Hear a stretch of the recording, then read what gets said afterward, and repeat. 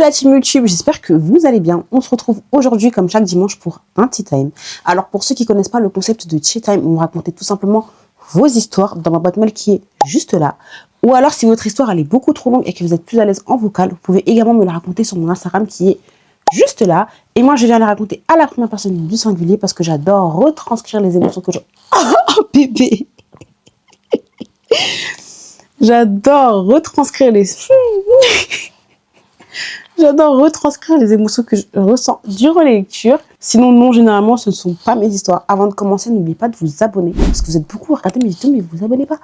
Ça coûte rien, c'est gratuit. Abonnez-vous, likez, partagez, laissez-moi un petit commentaire. N'hésitez pas à venir me suivre sur Snap. Et sans plus tarder, c'est parti pour le... Coucou tout le monde, j'espère que vous allez bien. Alors moi, c'est Aïssatou, j'ai 32 ans, d'origine malienne soniquée. Et aujourd'hui, je suis là pour vous raconter mon histoire. Alors, tout commence... à l'année où je passe mon bac, plus précisément l'été, j'ai mon bac. Vous-même, vous savez, pour toutes les personnes qui ont eu le bac, une fois que tu as ton bac en poche, je sais pas, la vie, elle sonne totalement différemment. Tu as une sorte de poids en moins, de libération. Et tu peux faire ce que tu veux. Il n'y a personne qui va te dire A, B, C, D, Z parce que tu as eu ton bac, en fait. Tu as eu ce putain de diplôme, donc tu es enfin libre. Et tu sors, tu rentres à l'heure que tu veux, tu vas où tu veux, personne ne te fait chier. Moi, à la base, après avoir eu mon bac, pour les vacances, j'avais pour projet d'aller au bled avec ma mère et mes sœurs. Sauf que finalement, j'ai eu un problème avec mon passeport, donc je suis malheureusement restée. Ma mère et mes sœurs, elles partent, elles profitent. Et au retour, à ma grande surprise, ma mère, elle vient me voir, elle me dit « Oui, écoute, j'ai quelqu'un à te présenter, le frère de ton père, il te veut pour son fils. » Sachant qu'à la base, ma mère, elle n'est pas du tout dans ces délires-là. Ma mère, elle n'est pas dans les délires de oui, mariage forcé, mariage arrangé, encore moins mariage de famille parce que... pas besoin de rentrer dans les détails. Vous-même, vous savez, ça là, ça passe ou ça casse. Et très généralement, quand ça casse très fort et ça casse beaucoup, beaucoup de liens. Honnêtement, je vous dis sincèrement, lui, je le connais pas. C'était mon cousin. Hein. J'avais vu tous mes cousins, mais lui, tout bizarrement, je l'avais jamais vu.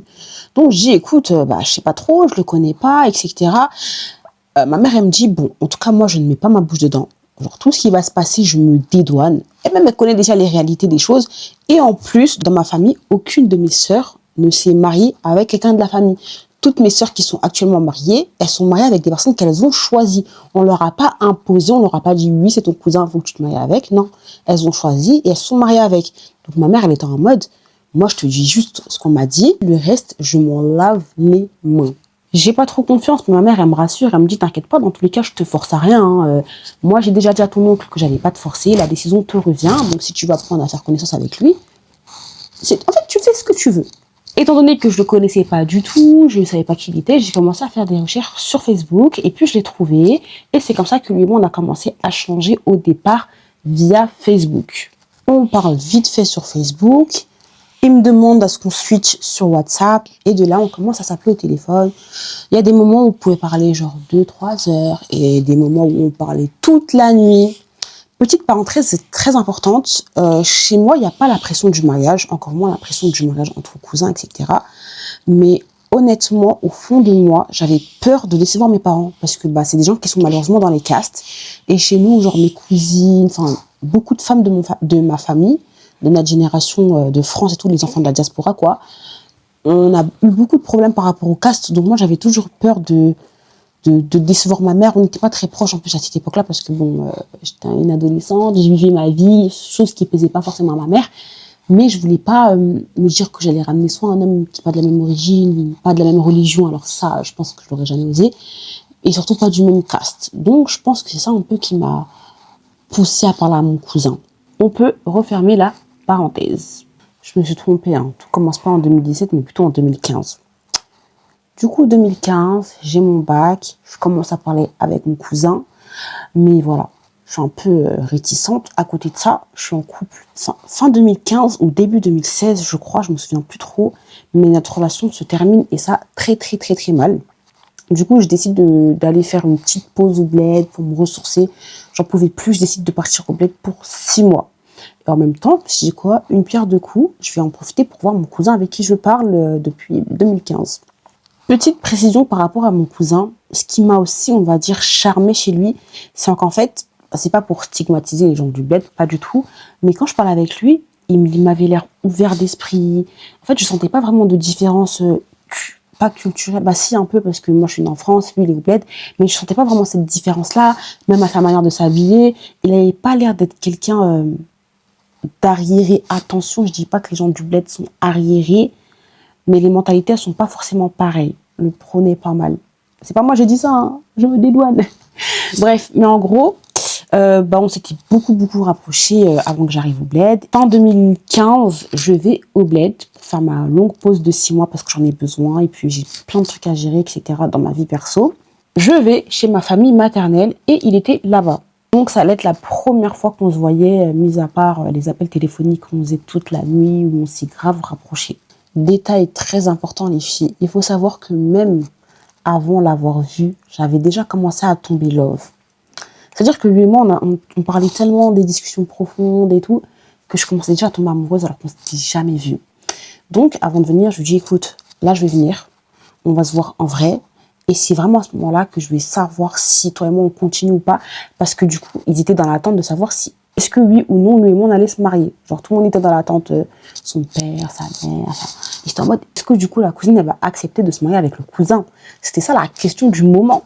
Moi, à la base, en partant au bled, j'étais pas dans l'optique de revenir en tant que femme mariée ou de revenir en mode j'ai un mariage à préparer ou quoi. À ce moment-là, je sortais d'une rupture amoureuse, là, avec mon premier goumin. J'étais pas une fille sérieuse, genre j'aimais beaucoup sortir, m'amuser. J'étais pas sérieuse au niveau du travail, genre j'avais un travail, j'y allais quand je voulais. En gros, je jouais avec un travail, j'étais pas assez stable, vous voyez. Ça veut dire que quand on a commencé à parler, voir que ça collait, il m'a dit, écoute, si c'est vraiment bon pour toi, je vais en parler à ton frère, il en parlera à la famille, et il faudra que toi tu confirmes à ton père que tu es vraiment d'accord. Et en gros, c'est comme si, pas j'avais une pression, mais il voulait pas se presser au début. Sauf que moi, j'étais déjà dans le truc, comme je dis, je commençais à être amoureuse. Donc, en rentrant en 2016, parce que j'ai fait 6 mois, en rentrant du coup, mon objectif, c'était de me concentrer sur la préparation de mon mariage. C'est-à-dire que je devais faire un max d'argent pour aller me marier. C'était ça mon seul objectif. Si vous voulez savoir pourquoi est-ce que j'ai accepté la demande en mariage de mon cousin, qu'on va appeler Ali. Il a une tête d'Ali, donc on va l'appeler Ali. Comme je vous ai expliqué, je sortais d'un gros goumin. Vous pourriez penser que c'était un pansement, mais pas du tout. J'ai appris à le connaître, on a eu des discussions profondes et il m'a réparé. Donc il m'a réparé de ce goumin-là et j'ai vraiment appris à le connaître en profondeur et c'est ça qui a fait que je me suis dit pourquoi pas accepter la demande. Donc je rentre de mon long séjour et je me dis Mago, faut que tu prépares ton mariage. Donc je commence à faire toutes les démarches, permis, travail. Il faut savoir que le permis, j'avais commencé les démarches depuis 2013, un bail comme ça. 3 ans avant d'avoir le bac, j'avais déjà commencé toutes les démarches pour le permis. Mais tellement j'étais pas sérieux, j'étais pas dans ça, je pensais pas vraiment à... En gros, je prenais pas ma vie au sérieux. Bah, je calculais pas. Mais je suis rentrée, j'ai eu mon permis, j'ai trouvé un petit CDI. Je me suis mis à fond. Ça, franchement, c'est un point positif parce que je suis devenue sérieuse. 1 an après tout ça, donc aux alentours de 2019-2020, j'essaie un peu de vous donner une chronologie, mais ça n'a pas vraiment d'importance, je pense. Après, il y en a qui aiment bien, mais 1 an après tout ça, on décide de se fiancer. Et les gens de ma famille, ils étaient grave choqués parce que moi, je suis une personne très discrète. Et surtout, en fait, tellement toute ma vie, j'ai critiqué les blédards. Désolée, pardonnez-moi. Je les ai tellement critiqués. J'étais en mode, wesh. Donc, Aïssatou, elle est comme ça. Elle critique les gens. Et je suis quelqu'un de très discrète. Je suis dans mon coin. Ça veut dire que une nouvelle comme ça peut que t'étonner. Tu dis, wesh. Donc, elle est dans ça, celle-là. Elle a fait ça, elle. Surtout du côté de mon père, ils étaient en mode, mais attends, les deux, ils se connaissent tout. Comment ça s'est fait? Comment ils se sont rencontrés? Qu'est-ce qui s'est passé? Qu'est-ce qu'on a raté? Parce que comme je dis, c'est le neveu de mon père. C'est le fils de mon oncle, le frère à mon père. Ils étaient super choqués. Premier gros red flag, les filles, c'est 2-3 semaines avant nos fiançailles. On décide de s'échanger nos codes des réseaux et tout pour un peu fouiller, voilà, voir avant le mariage.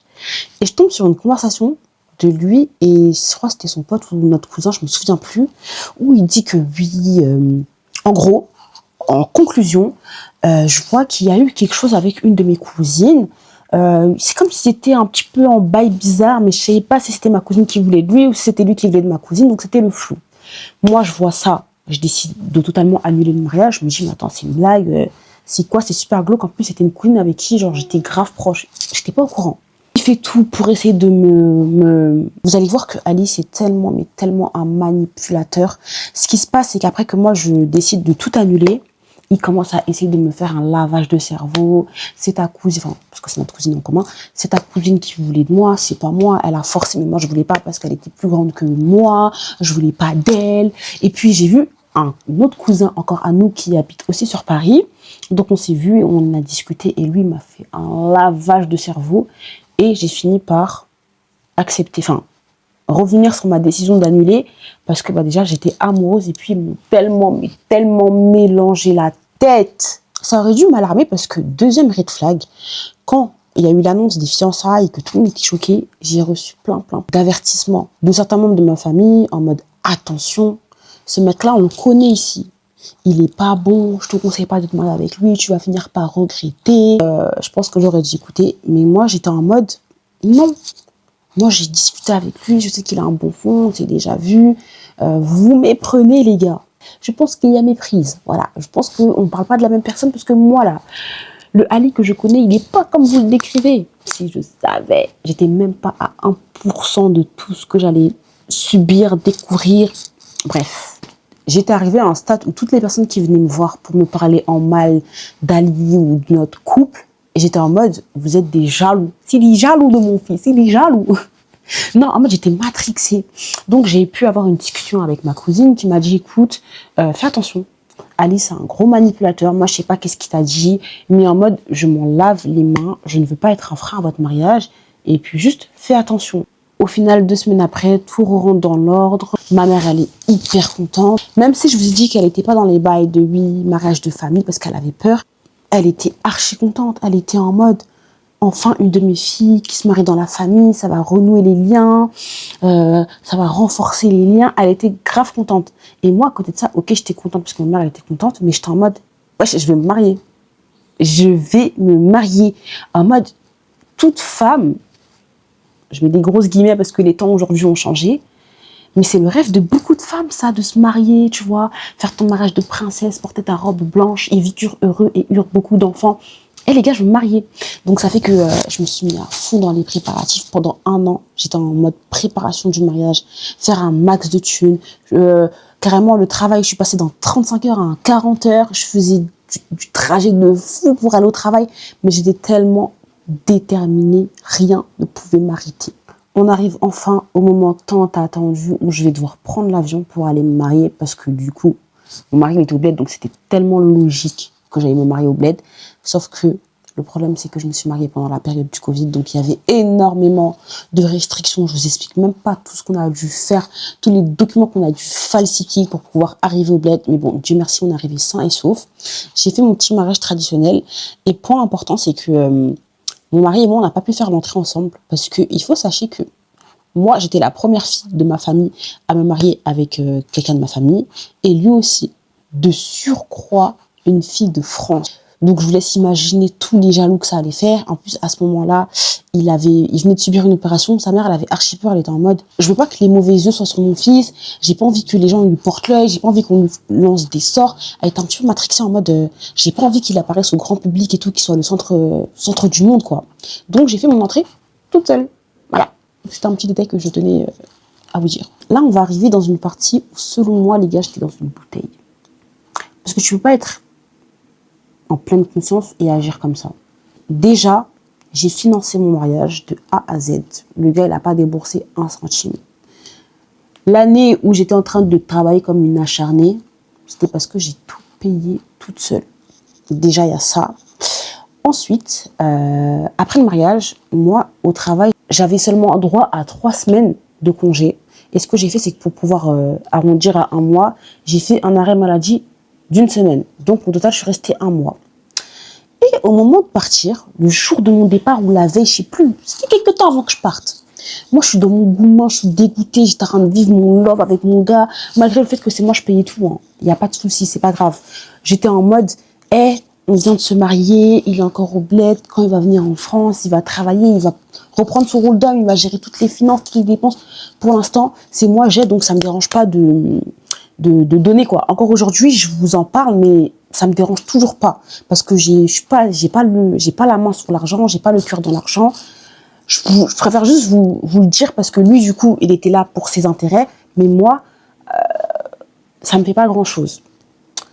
Donc, le moment où je dois partir, quelques jours avant, ou le jour même, je me souviens plus, mais j'étais mal. J'étais en mode, ouais, mon bébé va me manquer, moi je vais devoir rentrer, la routine, travail, je serai seule, amour à distance. Et je suis dans ma nostalgie.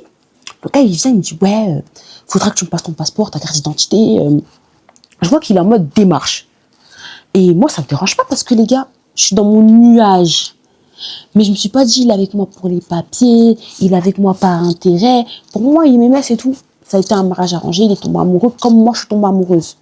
Donc moi, je lui dis quoi? Je lui dis, il n'y a pas de souci, je vais te donner tout ça. Et je sais pas par quel moyen, je m'en souviens plus trop, mais ma mère, elle en vient à être au courant de ça. Elle me dit, mais alors là, pas du tout. Ma chérie, tu joues à quoi? Ça fait 2-3 semaines que vous êtes mariés, le gars, il te demande déjà les papiers. Tranquille, bébé, voilà. Tranquille. Elle est en mode, mais toi, tu réfléchis pas ou quoi?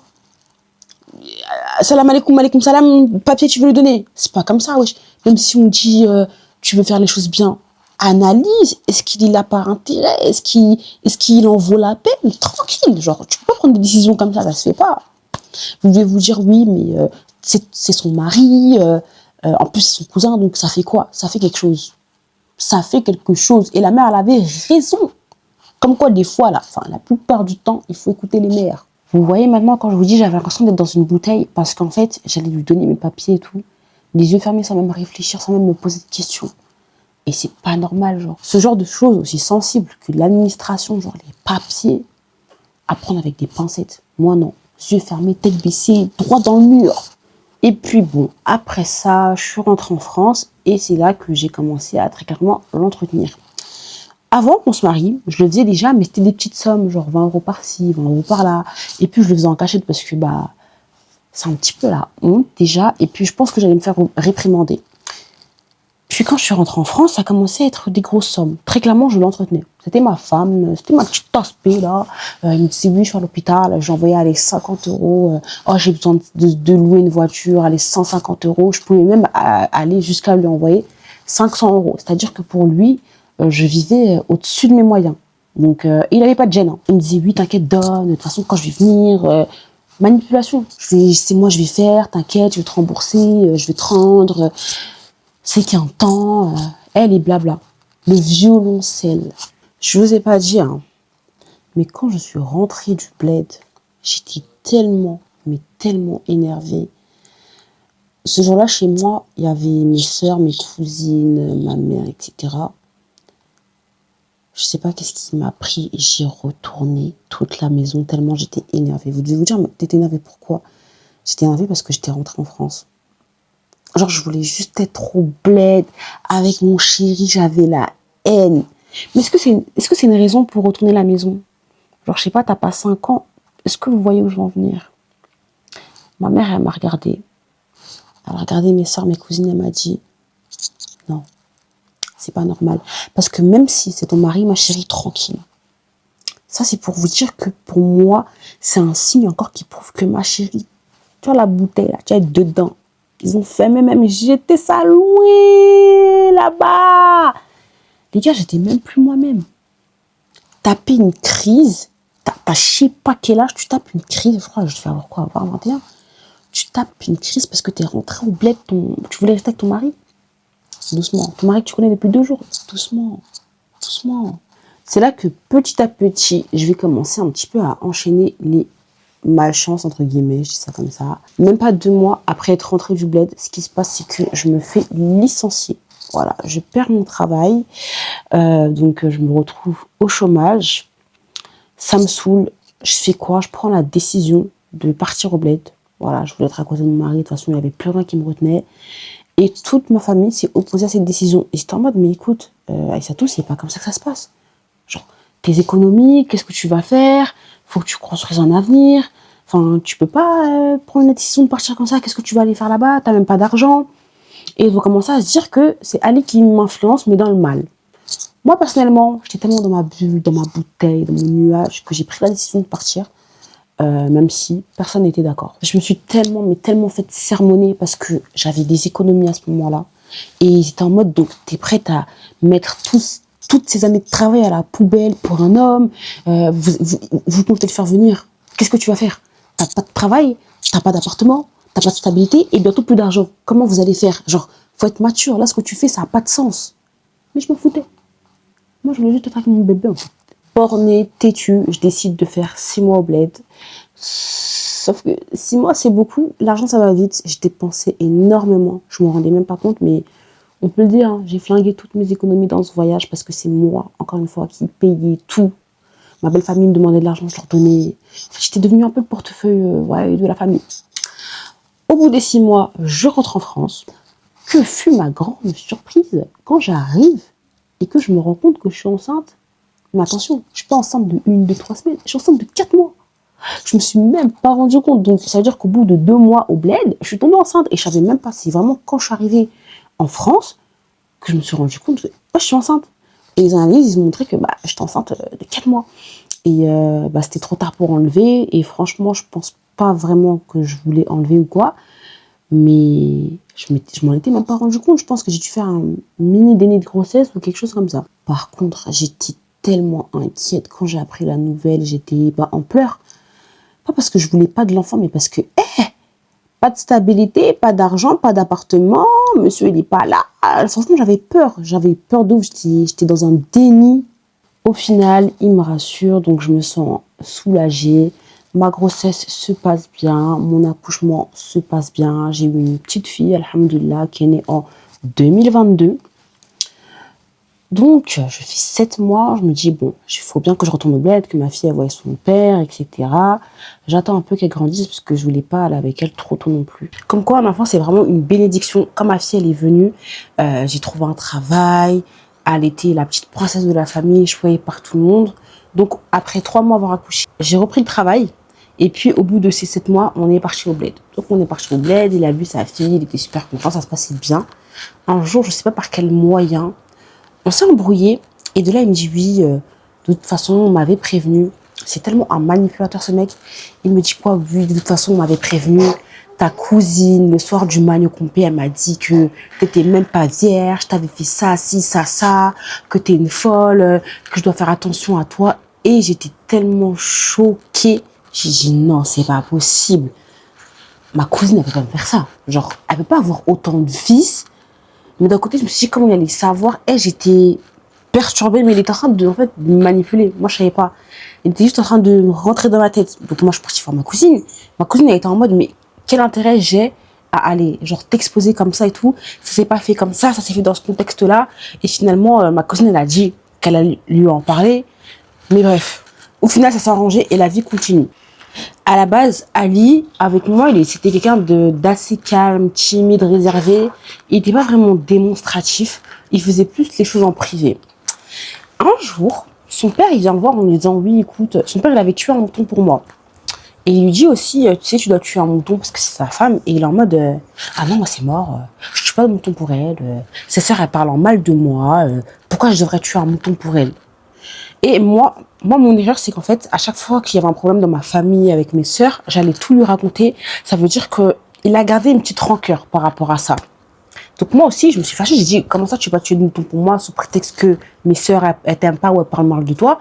Moi, dans ces cas-là, le mouton que ton père, il a tué pour moi, je vais pas le manger. Et donc, c'est comme ça qu'on s'est embrouillé. Mais encore une fois, par rapport à ça, même, je voyais même pas son vrai visage. Le temps passe. Je retourne en France et c'est là où les problèmes vont commencer entre nous à cause de l'argent. Voilà, sous prétexte que je lui envoie plus assez d'argent, il devient de plus en plus gourmand. À côté de ça, on a commencé à entamer les démarches pour qu'il puisse venir en France. Ça prend trop de temps et à la distance. C'est tendu, c'est n'importe quoi. Pour en revenir à ma cousine qui est soi-disant partie raconter des bêtises à mon mari, comme je l'ai dit, c'est un grand manipulateur. En fait, j'ai compris après qu'il avait... Enfin, j'ai parlé avec ma cousine, elle m'a expliqué que non, mais c'est pas du tout passé comme ça. Moi, je lui dis pour qu'il fasse attention à toi. Tu sais ce que tu vis dans ta vie, nous, on te connaît. C'était pas pour qu'il se méfie ou quoi. Et en plus, moi, je vais pas raconter ça, je vais raconter ça. Et je me suis dit, ah ouais, en fait, lui, là, Son but, c'est que j'arrête de parler avec tout le monde, que je me mette tout le monde à dos pour me retrouver seule avec lui, être à sa merci, écouter que lui et tout faire pour lui. Entre ma cousine et moi, bien sûr, ça a créé un froid. Et elle était en mode, bah écoute, en fait, Aïssatou, elle est tellement ensorcelée là qu'on ne peut rien faire pour elle. Donc, elle verra d'elle-même. Quand elle va lire l'heure, elle va lire l'heure. Il se plaignait que l'argent que je lui envoyais, c'était pas beaucoup. Est-ce que vous vous rendez compte du culot? Toi, t'es un homme, c'est moi, je t'entretiens et puis tu oses te plaindre. Alors que c'est normalement le contraire. Voilà le culot. Et en plus, à ce moment-là, j'étais au chômage. Donc, ce que je t'envoie, c'est mon max. Carrément, est-ce que tu sais 6 mois après, j'ai de quoi manger? T'en sais rien du tout. Bref, ma fille, elle a 7 mois, on va au bled. Au bout de 2 mois, on fait tellement que de s'embrouiller que je supporte pas. Je décide de rentrer en France. Je rentre en France et là, ça s'empire parce qu'en fait, on fait que de s'embrouiller, que de s'embrouiller. Moi, entre-temps, j'ai découvert une conversation entre lui et son pote, ou c'était avec son cousin, je me souviens plus, où il disait qu'en gros, fallait qu'il, ou avec son père même, je sais même plus. Mais en tout cas, en conclusion, fallait que lui, il se marie avec une Française. Comme ça, il allait avoir les papiers. Il est même allé jusqu'à m'accuser d'adultère. Alors qu'à ce moment-là, j'avais rien à me reprocher. Je passais mon temps à travailler parce que j'avais retrouvé un travail. C'est ma mère qui gardait ma fille à ce moment-là. Même les trucs, les petits plaisirs de la vie, je les faisais même plus. Sortir avec mes copines, aller au restaurant, aller au cinéma, je faisais rien de tout ça. Je passais mon temps avec ma fille ou au travail et rien d'autre. Au départ, mis à part les accusations d'adultère, c'était assez mignon parce que c'était des petites crises de jalousie. Parce que moi, il faut savoir que je ne porte pas le foulard. Je mets des perruques, je me fais un peu coquette et surtout, je fais hyper jeune. Genre là, j'ai la trentaine, mais tu me donnes la vingtaine. Genre, tu me donnes, allez, la majorité, voire la vingtaine, tellement je fais archi jeune. Et quand je dis aux gens que j'ai un enfant, on ne me croit jamais. Donc au départ, c'était mignon, tu vois, en mode jalousie, t'es mago, qu'est-ce que tu fais, on va te draguer. Puis après, ça devenait abusif. Après, ça a commencé à aller de pire en pire. On pouvait faire des mois sans se parler. Je vous dis des mois, genre 6, 7 mois sans se parler. Des fois, il m'appelait pour m'insulter. Le matin, genre 6 heures du matin, le gars, il m'appelle pour m'insulter. Et j'avais tellement de respect pour sa famille qu'il y a des choses que j'osais pas leur dire. Il me faisait des dingueries, il me disait des dingueries. Mais tout ça, je gardais pour moi. Et même à ma famille, j'en parlais pas, vous voyez. Je gardais tout pour moi. Je supportais et je me taisais. À côté de ça, on était toujours dans les démarches pour qu'il puisse venir en France. Jusqu'au jour où, c'était l'époque où on faisait que de s'embrouiller, voilà. On était vraiment au bord de la rupture. Un jour, je découvre dans son téléphone, enfin sur ses réseaux, j'étais en train de fouiner un peu, une conversation avec son pote ou son cousin, je ne sais plus, où il dit que oui, non mais lui, il faut absolument qu'il se marie avec une Française, comme ça il n'aura pas besoin de prendre le bateau et tout pour venir en France et avoir les papiers, en gros, ce sera trop facile pour lui.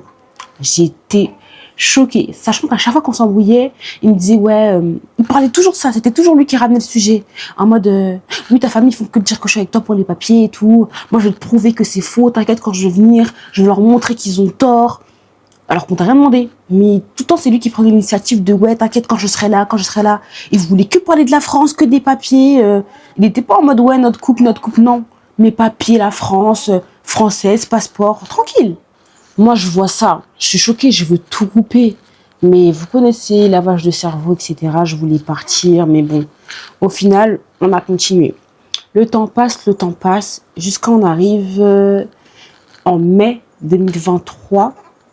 Quelque chose par là, où je fais la rencontre d'un homme sur les réseaux. Donc, je fais la rencontre de ce gars sur les réseaux. C'est un Ivoirien. Au début, il me plaît pas du tout physiquement. Et puis, même, j'avais jamais parlé à d'Ivoirien de ma vie. Moi, toute ma vie, j'avais parlé qu'à des West Afrique, genre Guinée, Mali, Sénégal et tout. Sauf qu'en fait, je vois que le mec, au fur et à mesure, on parle, et je vois qu'il me fait rire. Et honnêtement, moi, dès le début, je explique ma situation. Je lui dis, écoute, je suis mariée, j'ai un enfant, mais voilà, mon mariage, il se passe hyper mal, il y a ça, si. Et je vois que la situation ne me dérange pas plus que ça. Et de là, on commence à se côtoyer. Oui, je sais, bébé, c'est une dinguerie. On commence à se côtoyer. Et en plus de se côtoyer, l'erreur que j'ai faite, c'est qu'on a commencé à coucher ensemble. J'ai fait l'erreur 1 fois, 2 fois, 3 fois, 4 fois, 5 fois. Et c'est au bout de la 6e fois que lui-même m'a dit, écoute, t'as vu là, t'es une femme mariée, ce qu'on est en train de faire, c'est une dinguerie. Faut qu'on arrête. Franchement, je suis pas fière de ce que j'ai fait, mais je suis tombée dans un vice. J'étais dans une situation où je ne justifie pas, attention, ce que j'ai fait, mais j'étais dans une situation où j'étais mal, avec mon mari, ça allait pas. Et surtout, quand on vous dit que le sexe, c'est hyper important dans une relation, c'est genre 80% de la relation, vous voyez. Et avec lui, je me sentais hyper bien au début, il n'y avait pas de sentiments. Genre, on se voyait, on faisait ce qu'on avait à faire. Il n'y avait pas de sentiments, mais au fil du temps, je me rends compte qu'en fait, il me comprend, il m'écoute et surtout, il me fait me sentir femme, vous voyez. Parce qu'il maîtrise. Je ne vais pas rentrer dans les détails, mais voilà quoi. Et surtout, au moment où l'Ivoirien et moi, on a commencé à se côtoyer, j'avais comme réelle intention de quitter Ali. Donc, pour moi, c'était officiellement fini, j'allais divorcer. Mais il m'a quand même dit, écoute, ok, tu veux divorcer, mais une fois que c'est fait, genre, même si tu veux qu'après on continue, il n'y a pas de souci, mais juste divorce, il faut que ça se termine. Sauf qu'au fil du temps, et bah, moi, je suis tombée amoureuse de lui. Voilà. Ça m'arrivait de me réconcilier avec mon mari. Je ne disais pas l'Ivoirien. Il y avait aussi des moments où ça allait pas du tout, on se parlait pas du tout. Bah, on pouvait faire encore une fois des semaines et des semaines sans se parler. Malgré qu'on avait des filles, genre il allait m'appeler de temps en temps pour me dire genre si je veux parler à ma fille. Il parlait avec sa fille, il raccrochait. En fait, c'était n'importe quoi. C'était n'importe quoi. Malgré ça, l'Ivoirien me conseillait de ouf. Il me disait écoute, essaie de renouer les liens avec ton mari parce que moi c'est parce que t'es mariée. Hein. Sinon j'aurais fait de toi ma femme et tout. T'es vraiment une bonne femme. Tu sais comment t'occuper d'un homme. Il me faisait que des compliments comme ça. Mais des fois aussi, parce qu'il voyait comment Escali me parlait, des fois il était en mode ah ouais non j'avoue, il te mérite pas, genre regarde comment il te parle, il te traite comme une merde, il te respecte pas. Donc c'était, même lui des fois il était en mode franchement je te comprends. Parce que ce mec ça va pas dans sa tête. Le temps passe, on arrive en 2024, c'est toujours autant la merde dans mon mariage, mais à côté de ça, dans ma vie, ça va. Parce que j'ai une première voiture, j'ai mon appartement, tout va bien. Je me dis quoi, là, on arrive bientôt à un point de non-retour où ça va être la rupture officielle. Il faut que je fasse quelque chose pour sauver mon mariage. Donc je fais quoi? Je décide de prendre 10 jours et d'aller tout simplement au bled pour, on va dire, la dernière chance. Mon but, c'était qu'on s'asseye, yeux dans yeux, et qu'on se dise les termes. Est-ce que tu veux continuer? C'est comment la relation était devenue extrêmement toxique. Ouais, je vous dis, on pouvait faire des semaines et des semaines sans se parler. Malgré qu'on avait notre fille. Et moi aussi, à côté de ça, bah, je continuais à... C'est devenu comme une drogue pour moi. Et puis, je ne vais pas vous mentir, j'avais des sentiments pour lui. Je dis j'avais, mais j'ai toujours des sentiments pour lui. Carrément, ce mec-là, c'était tellement ma safe place. Il me disait, écoute, même si on arrête de se parler, que demain ça s'arrange avec ton mari, je serai toujours là pour toi. Même par rapport à ma fille. Bon, ça encore, il connaissait ma fille, mais il l'avait jamais vue parce que bah, j'allais pas présenter, entre guillemets, n'importe qui à ma fille. Même si pour aujourd'hui, c'est pas n'importe qui parce qu'il a été là pour moi dans les hauts comme dans les bas. Quand je vous dis qu'il est devenu comme une drogue, à chaque fois, on se voyait. On se disait, bon, c'est la dernière fois, c'est pas bien ce qu'on fait. Et boum, 2 jours après, on se revoit. On n'arrivait pas à se détacher l'un de l'autre. Le temps passe, du coup, je suis partie au bled, comme je vous ai dit. On a décidé de continuer, mais ça s'est pas vraiment arrangé. On s'embrouillait, on se remettait. Moi, entre-temps, je me cherche professionnellement. Je continue ma relation à côté. On n'était juste pas officiellement ensemble et puis personne ne connaît son existence dans mon entourage. On arrive en septembre 2025. Un jour comme ça, je reçois un appel de ma mairie. Oui, allô, madame Aïssatou, c'est pour vous prévenir que votre livret de famille il est prêt. Je dis, ah bon? Comment ça? Ça signifie quoi? C'est quoi exactement? Dites-moi. Ça veut dire que bah, c'est bon pour votre mari et tout, il peut venir. Honnêtement, j'étais en mode, ah, c'est ça la sensation. En fait, vous voyez, quand vous attendez tellement quelque chose, mais le truc qui s'est tellement fait attendre que maintenant, bah, ça vous fait plus rien. C'était ça ma sensation. J'étais en mode, ah, tout ça pour ça. Et moi, j'ai dit quoi? J'ai dit, j'en ai directement parlé à mes parents. J'ai dit, écoutez, là, c'est bon pour Ali, il peut venir. Mais moi, je veux plus qu'il vienne. Je veux qu'on divorce officiellement et tout, c'est bon. Sauf qu'à un moment donné, ça fait des années qu'on est dedans. Mes parents, ma mère, plutôt, elle est en mode, moi, je m'en lave les mains, j'enlève ma bouche dedans parce que à chaque fois, on va te dire non, fais pas ci, tu vas faire, on va te conseiller, on va se fatiguer, tu vas retourner dedans, on va se retrouver au milieu comme ça, on est fatigué, fais ce que tu veux, fais ce que tu as à faire. Et mon père, il était en mode, ok, je te comprends, tu veux divorcer, t'en peux plus, mais ça reste le père de ta fille. Donc même si tu le fais pas pour vous, pour votre mariage, fais-le pour ta fille, en mode pense à ta fille. Concernant l'Ivoirien, depuis mars, on se parlait plus parce qu'il m'avait bloqué. Il était tombé amoureux et la situation lui faisait trop mal parce qu'il savait que j'étais la femme d'autrui et que pour l'instant c'était impossible qu'on soit ensemble. Donc il a dit là on se fait trop de mal, en plus on fait des péchés mais bêtement. Donc il a préféré me bloquer. Moi quand j'ai vu la nouvelle et tout, je me suis dit bon, j'ai directement pensé à lui. Ce que j'ai fait c'est que, étant donné qu'il m'avait bloqué de partout, je me suis rendue jusqu'à chez lui. J'ai dit il faut qu'on parle. J'ai expliqué la situation. A, B, C, D, Z, voilà. Ali va peut-être venir, toi et moi, c'est vraiment fini. Ah putain, quand j'y réponds, ça me fait mal. Ah, l'amour, c'est dur. Donc voilà, si je suis là aujourd'hui, c'est parce que je voulais te le dire en face. T'es quelqu'un qui compte beaucoup pour moi. Et surtout, je te respecte énormément. Il m'a dit qu'il était content pour moi, que la situation soit arrangée, qu'il puisse enfin venir, même si, au fond, c'est un contre-cœur. Je pense pas qu'il le pensait vraiment. Et surtout, il m'a dit oui. Surtout si tu as besoin, n'hésite pas. Je vais pas vous mentir, je l'ai pas pris au sérieux, mais vous allez voir qu'en fait, il était vraiment sincère. Donc moi, je me dis en tête qu'Ali va venir. Je commence à m'auto-stresser. Je réfléchis beaucoup, j'arrive pas à dormir, je mange pas, je travaille. Je me dis, putain, là déjà, je suis au chômage, c'est compliqué. Je suis en train de me réorienter professionnellement parlant. Il va venir me rajouter des charges encore, du stress. J'étais pas bien. On dirait que je sentais la patate arriver. Encore un red flag. Le jour ou la veille de son arrivée, je m'embrouille avec ma famille encore par rapport à lui. Je vais pas rentrer dans les détails. Mais il arrive et je lui dis, écoute, t'as vu, genre, reste dans ton coin. Fais pas d'embrouille et tout avec mes sœurs, etc. Et ce qu'il fait, c'est que il commence à monter, on va dire, contre mes sœurs, rentrer dans ma tête. Encore une fois, un truc de manipulation. Bref, du coup, la cohabitation, au départ, ça se passe, on va dire, globalement bien. Même si, je pense que c'était déjà mort. C'était déjà mort. Le mois de décembre, les gars, je pense que j'ai jamais autant souffert pendant toute ma vie entière. Les gars, mois de décembre, c'était tellement la hesse. Ma mère, elle avait tellement pitié de moi que des fois, elle me glissait des petits billets par-ci, par-là. Pareil pour mes sœurs. Tellement c'était chaud. Et lui, il faisait rien. Il ramenait pas d'argent. J'avais les factures à payer, les courses. Oh, il y avait trop de trucs, il y avait trop de trucs. Et puis lui, étant donné qu'il faisait à manger, moi, à la base, mes factures, genre, je payais un prix normal. Quand il est venu, les gars, ma facture d'électricité, elle a doublé, voire triplé, tellement c'était une dinguerie. Je dis, mais attends, tu cuisines de midi à minuit, tu fais quoi? Comment tu fais pour consommer autant de gaz, autant d'électricité? Qu'est-ce qu'il y a? Tu manges, tu fais quoi? Je comprends pas. Et bien sûr, c'était moi qui devais tout gérer de A à Z.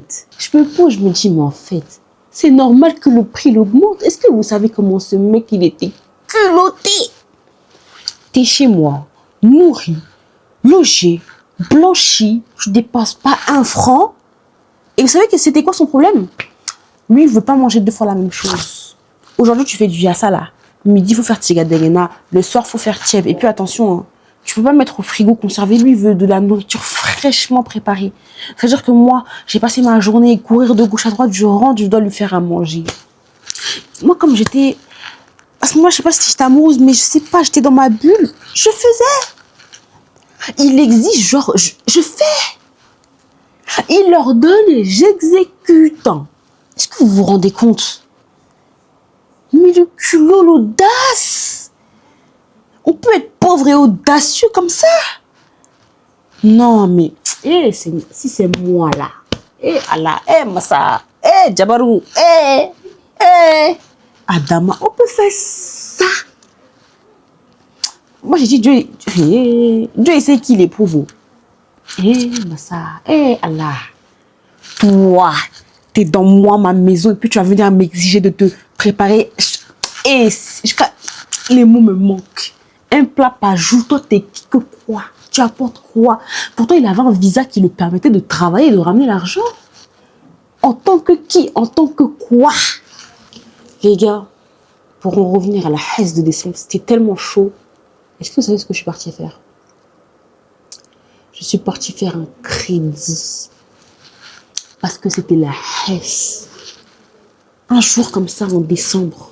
Je sais pas, quand je me dis, l'Ivoirien là, comprenez-moi un peu. Je sais que c'est pas bien ce que j'ai fait, mais lui là. Un jour, je reçois un appel de l'Ivoirien. Il me dit, écoute, je connais pas ta situation, mais je vais te faire un virement. C'est pas pour toi, c'est pour la petite. Je sais pas. En fait, c'est comme si Dieu l'avait envoyé un message au bon moment. Ça m'a tellement touchée. J'ai dit, ouais. Donc, c'était vraiment réel. Je t'ai même pas appelé. Tu es venu à moi comme un ange. Oh, oh Seigneur. Quand je vous dis qu'il est venu au bon moment là, est-ce que vous savez ce que j'étais en train de faire au moment précis où il m'a appelé? J'étais en train de me balader chez mes amis pour qu'ils me prêtent de l'argent. Je me suis juste assise dans mon hall et j'ai commencé à pleurer. J'ai pleuré. Moi, les filles, j'en pouvais plus. Je vous dis, j'ai arrêté, j'en pouvais plus. Je devais aller au travail. Je rentrais, je devais faire le ménage parce que le verre qu'il a posé à 8h, à 20h, j'ai trouvé le verre au même endroit. Tu dois faire à manger. Tu dois toi-même servir de dessert. Donc, tu dois donner les fesses. J'en pouvais plus, les gars, j'en pouvais plus. Je n'en pouvais plus. J'étais à bout. Et je remarque que très souvent, quand je rentre le soir, je sens une odeur d'alcool dans ma maison. Mais au début, je tiltais pas trop. Je calculais pas. Puis à un moment, je lui ai fait la remarque. Il me dit, oh, c'est mon pote et tout. Je crois qu'il a piave, il a bu ou je sais pas. Je me dis, ok. L'odeur, elle persiste, l'odeur, elle persiste. Quand je lui fais la remarque, il me dit, oh non, mais parce que j'étais avec mon pote qui boit, donc je pense que, en gros, c'est l'odeur qui a dû coller à mes vêtements. Tu te fous de qui même? On parle de la ganja ou de l'alcool là? Alcool, ça laisse odeur. Si t'as pas versé ou si t'as pas bu, comment tu peux sentir l'alcool? Tu te fous de qui? Et puis il avait un pote dans le quartier qu'il avait connu déjà à l'époque du bled. Donc il a commencé à sortir, rentrer pas d'heure, traîner au quartier. Mais attends, toi tu es venu pour te chercher ou bien tu es venu pour traîner à la cité là? Hein? Tu es venu pour te battre, pour envoyer de quoi manger à la maison? Déjà faire ton rôle d'homme, parce que je suis la femme et je porte la culotte là. Financièrement, le portefeuille c'est moi. Tu es venu te battre ou tu es venu te traîner au quartier?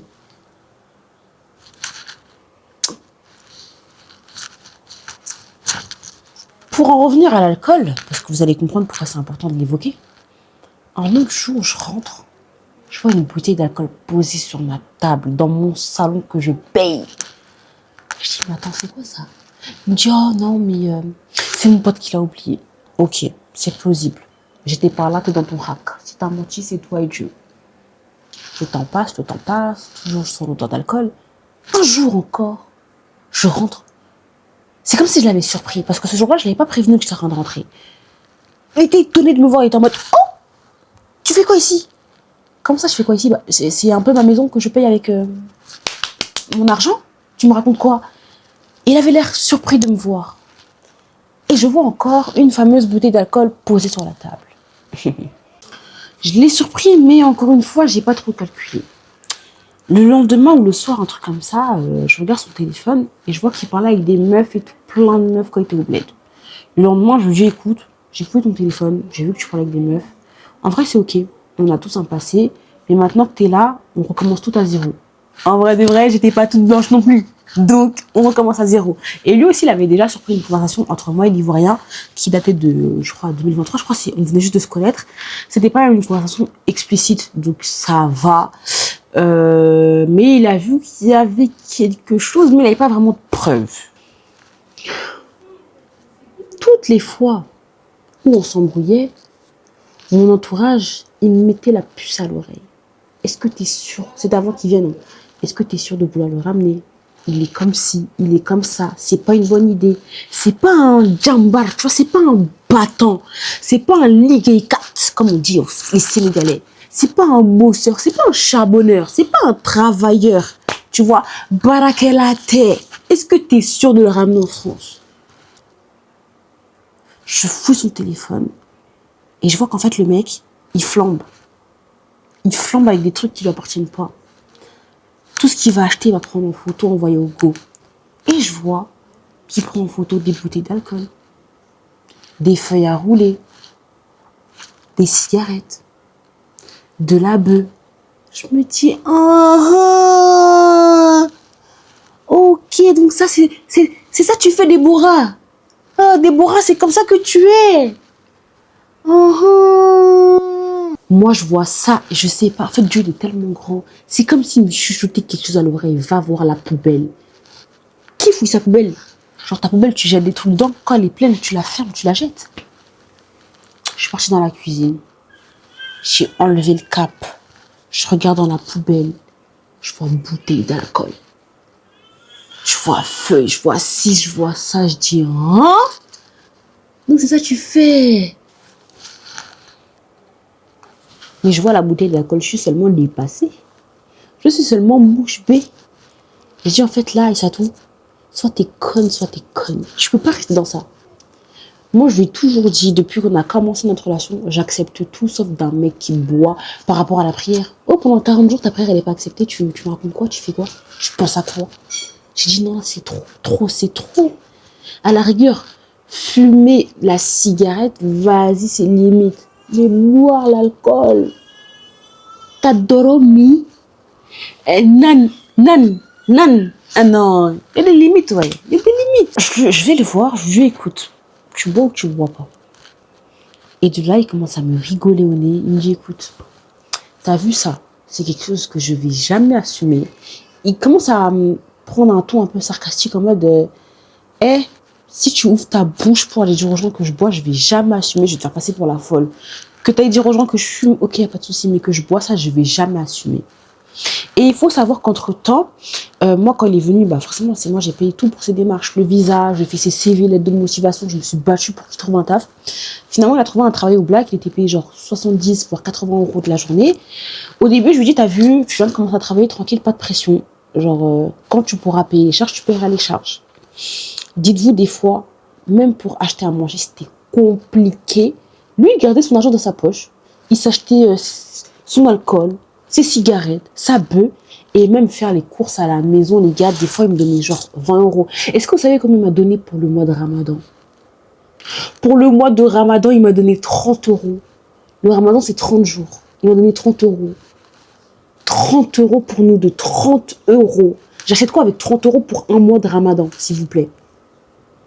Non, en y repensant même, ma chérie, il fallait lui faire à manger pour 1 euro tous les jours. 1 euro lundi, 1 euro mardi, 1 euro mercredi jusqu'au 30e jour. Parce que ça, c'est quelle foutaise, ça? Donc, toi Seigneur. Jusqu'à c'est ma mère même qui a eu pitié, elle a complété, donné l'argent ici, donné l'argent là-bas. Franchement, je sais pas. Je sais pas. Franchement, j'étais en pétard. J'étais en pétard. J'ai appelé ma mère. J'ai dit, écoute, je peux plus continuer, j'en peux plus. Ma mère, elle m'a dit, il peut pas nous faire ça. C'est pas après avoir fait tout ça pour lui qu'il va nous faire ça. J'essaie de prendre sur moi, j'en peux plus. La goutte, je pense, qui a fait déborder le vase.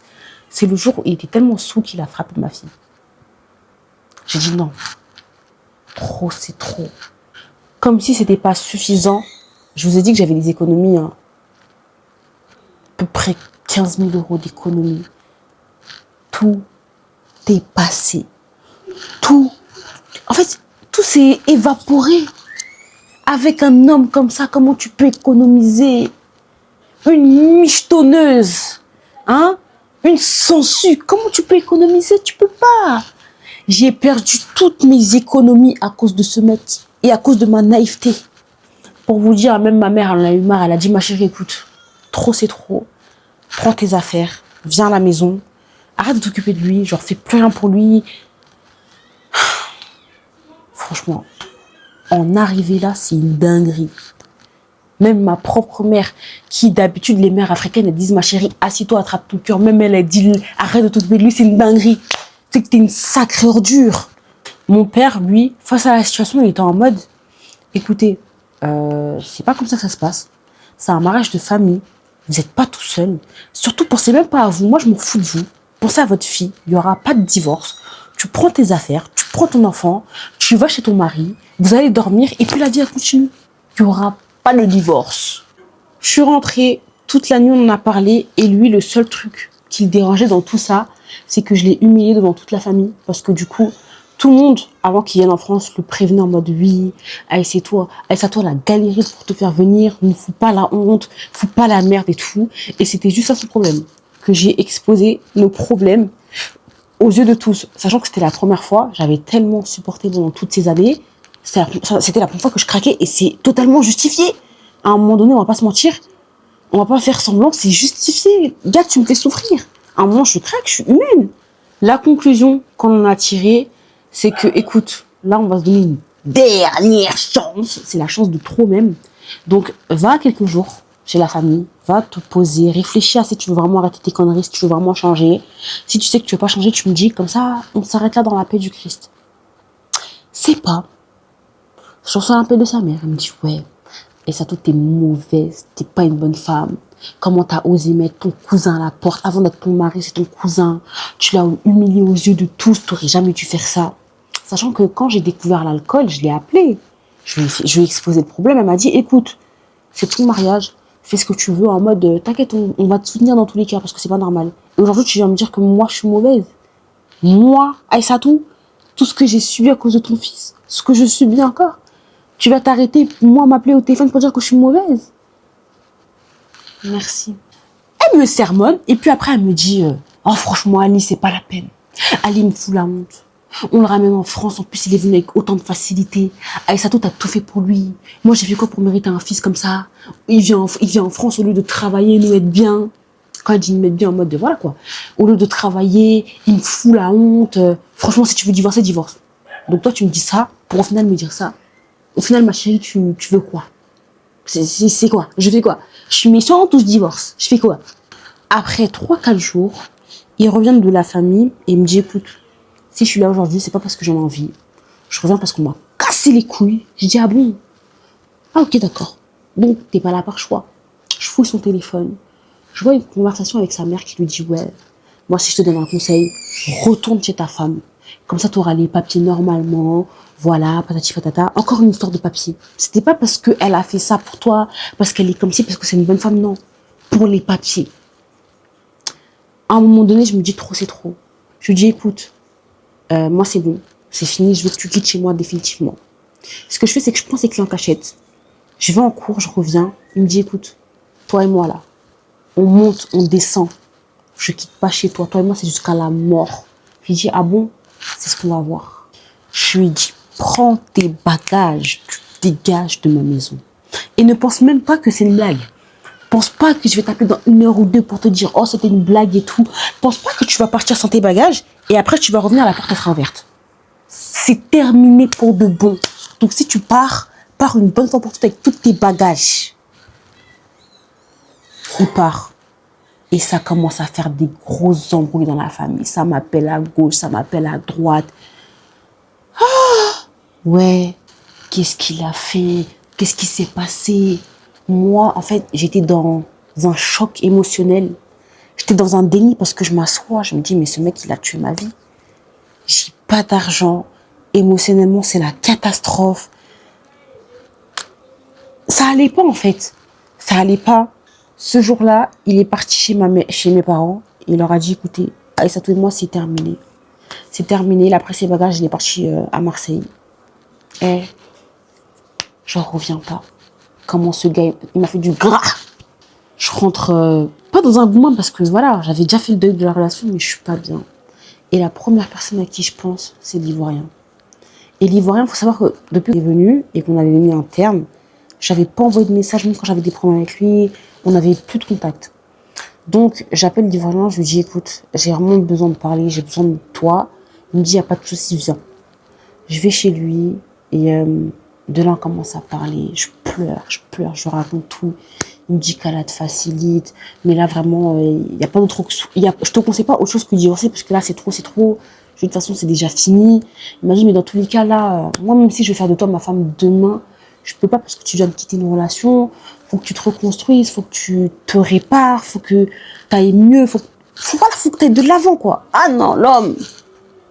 Et souvent, c'est des maudits, mais quand il fallait être romantique, là, il me disait, écoute, j'ai pas voulu être égoïste.